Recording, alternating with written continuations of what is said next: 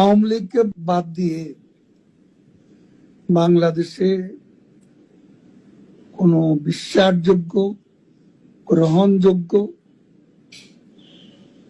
নির্বাচন, নিরপেক্ষ নির্বাচন হতে পারে না এবং তারা নিজেরাও আদৌ নির্বাচন দেবে এ ব্যাপারে আমরা যথেষ্ট সন্দিহান।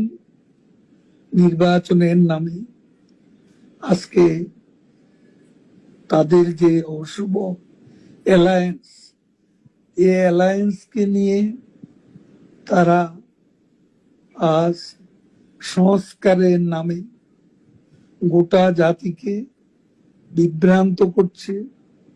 আজকে বিচারের নামে ক্যাঙ্গারু কোর্ট বসিয়ে প্রহসন করছে।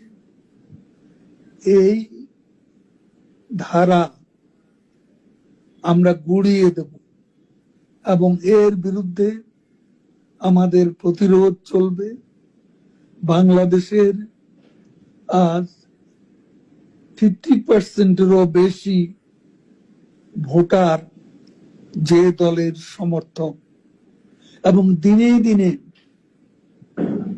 শেখ হাসিনার পক্ষে জনমত বাড়ছে, সেই দলকে বাদ দিয়ে এদেশে ইনক্লুসিভ বা অংশগ্রহণমূলক নির্বাচন